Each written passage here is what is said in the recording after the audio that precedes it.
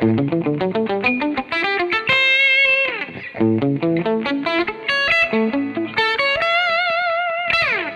Steve Stine from Guitar Zoom here, and I want to talk to you a little bit about the importance of learning how to play thirds on your guitar. And what we're going to call these are triads, okay? These are triads that we can use in what people often refer to as arpeggios. So we really have three terms here. We have thirds, which are the notes that make up a chord. The chord we're playing is called a triad, which means it consists of three different pitches. And the way that we're playing them on the guitar is what we call an arpeggio or broken chord.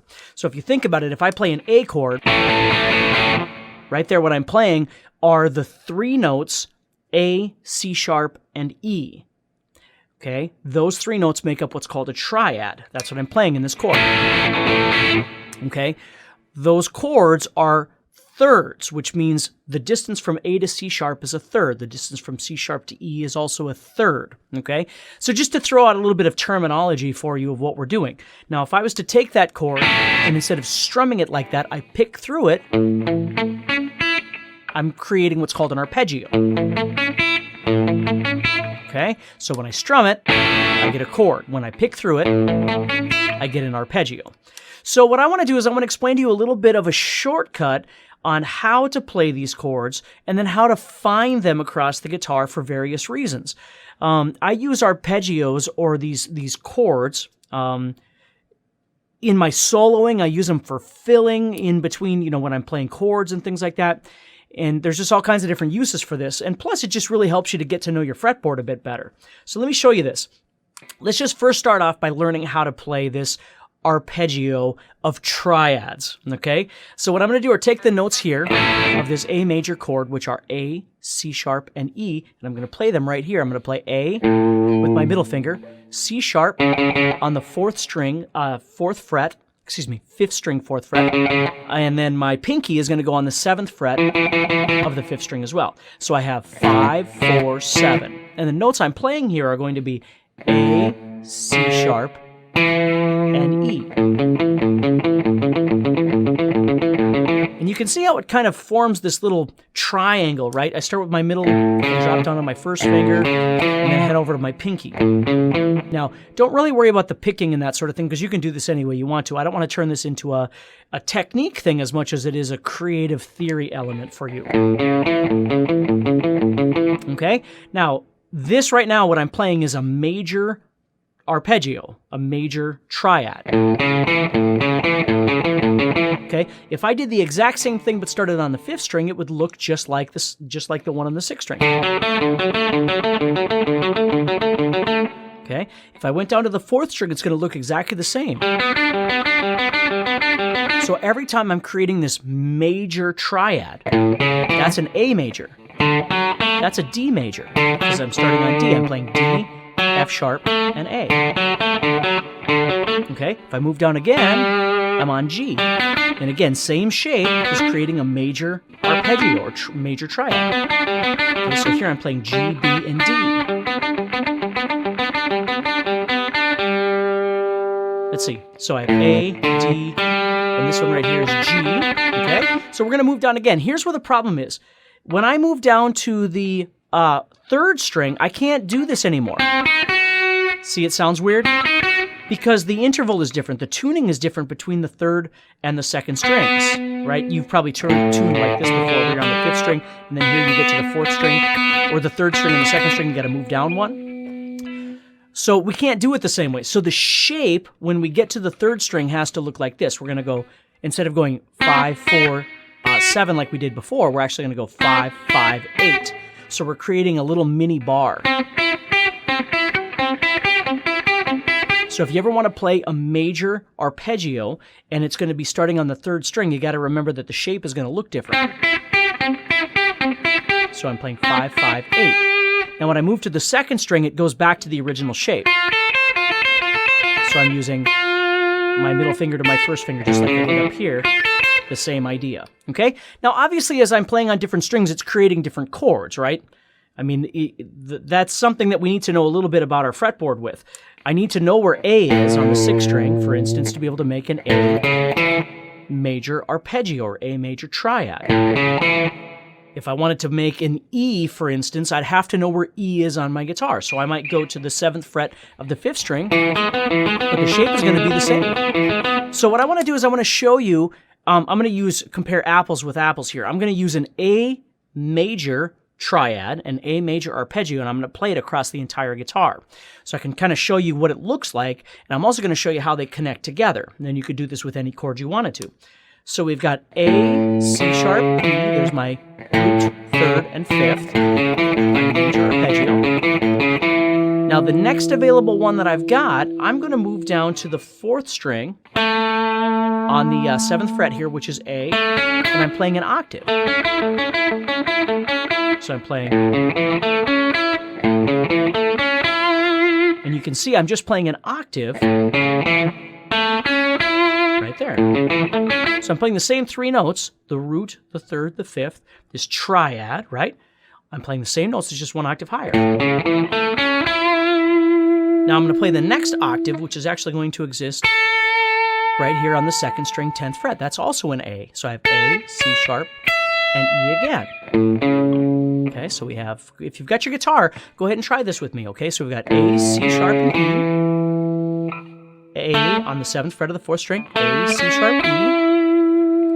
And then A on the 10th fret of the 2nd string, we have A, C sharp, E. So what you want to do are, for instance, if you were going to use this realistically, now we've got scales and all sorts of things that are surrounding this, but I can visualize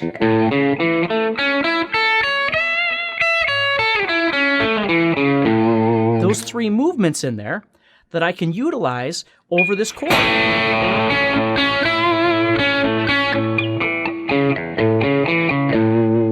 Okay. Now again, if I know the scale that's surrounding this as well, I've got those notes.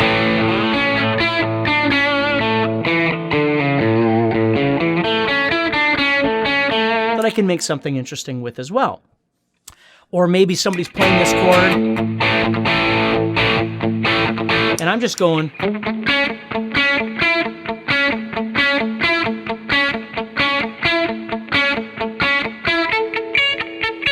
You know, there's a million different things I could do creatively with this, but again, the point is to show you what it looks like on the guitar.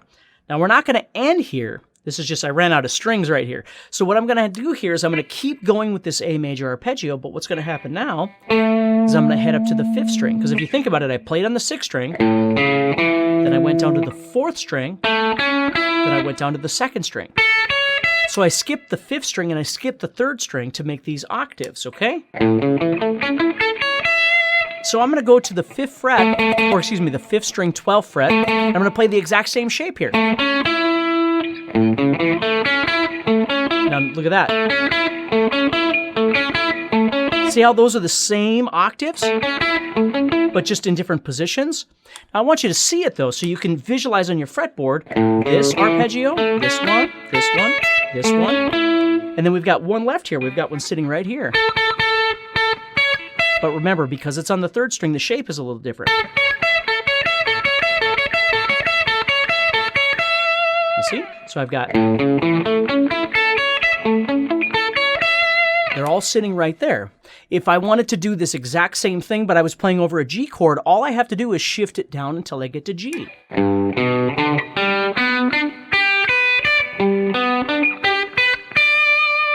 Now, starting here is going to be an octave of where I started down here, so I'd repeat this same thing.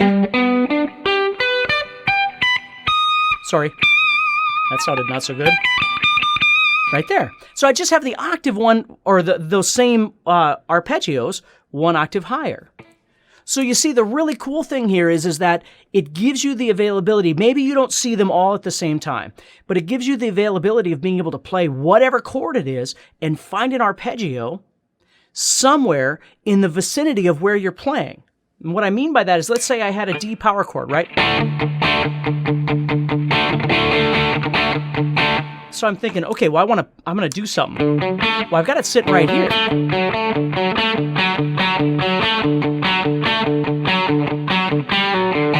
You know, whatever it might be. Or I might be up here. Or if I didn't really like that one with my connection that I just showed you, I might move here.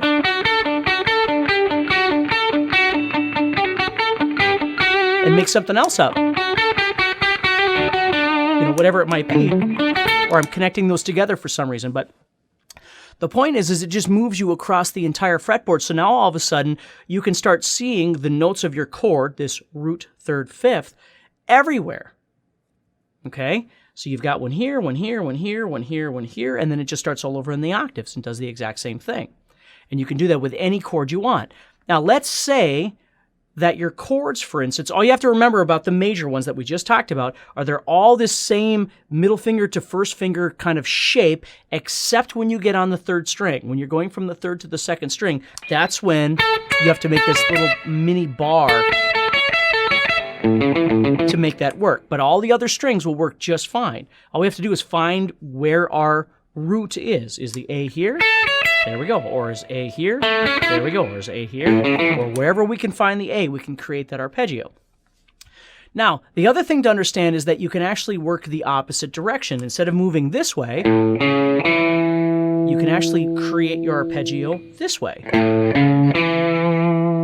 So instead of playing middle and then first on the fifth string like this, I can play two notes on the first string that I'm playing. So I'm playing A, C sharp, and then I'm heading down to the fifth string. And if I go here, it's going to work the same way here. Same way here. Same way. Now here it's going to be the same thing. You just have to remember that you had to go underneath to find that. Well, now we have to go up here. So it's a little bit awkward to play, but it's right there. So there's two different ways that you can approach playing that for whatever reason you might. I just want you to be aware of it. So if you see somebody playing it this way and then, or you see somebody playing it this way and you're like, well, why are they doing it that way? Because it's the same notes. Okay, so it doesn't matter, whichever way works for you. You know, maybe you're playing a lick a different way, and so it's easier to try and approach it from that angle. Either way, that's a really great thing to learn how to do. And again, as long as you know where the root is, if you want G, or you want F sharp, or you want B, or you want D, or A, or F, or whatever it might be, you can find it on any string, and then create that arpeggio, create that major triad. Okay, just be aware that, again, if you get to the third string, it changes a little bit. That's all. That's all you got to do.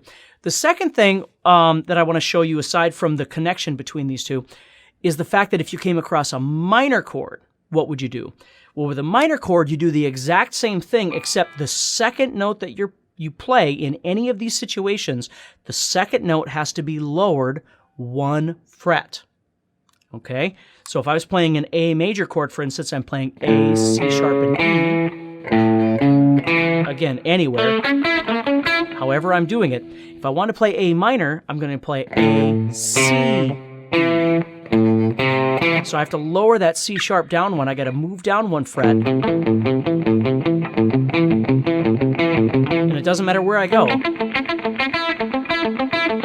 It's going to do the same thing no matter where I go. But remember, when you get to this one, that's that weird one, okay? You're going to have to lower. Right there, you're going to have to lower that note down. Or here, watch this. So it creates a bar on the other side. Okay, however you like to play it. But that's what's going to happen if you get a minor. So it's kind of cool because let's say you were playing D minor to A major, right? So you're thinking, okay, well, I got to find a D minor arpeggio that I want to play. So I go here.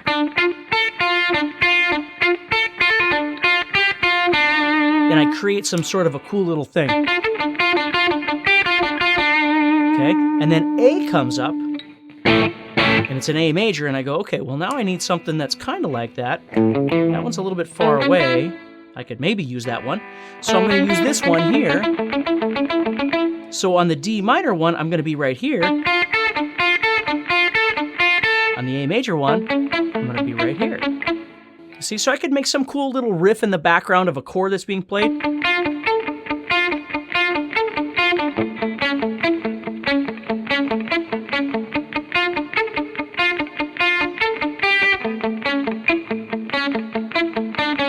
You know, any kind of thing like that. So there's a lot of different levels to this. You don't have to learn just one chord across the fretboard, although it really is helpful. The other thing that you can do is just start looking at some common chord progressions or things that you like to play and start looking for a new avenue of exploration using some of these arpeggio ideas. This triad, both major or minor, however you like to play them, somewhere on the fretboard. So it's not just a matter of, okay, I can play my A major all the way across my fretboard, great, I'm done. No. The next step is, okay, so how do I use it musically, right? Maybe I don't need all of them. Maybe I'm just going to use a couple of them, right? Or I'm just going to use one along with the scale that I'm using at the time, pentatonic or diatonic or whatever I might be using to solo. Or I'm going to create a little motif with my chord changes. I've got a G that goes to a D that goes to an E minor, and I'm making this arpeggio over G, and then here comes D, so I'm doing this one, and E minor, here I'm doing this one. And you could just make up all kinds of really, really cool things that way. So remember, be creative. Spend some time actually trying to apply the ideas to your playing and not just how to do it. Although that really, of course, is important, but not only how to do it, but being able to apply it to your actual playing. So practice hard, stay positive, and I'll talk to you soon.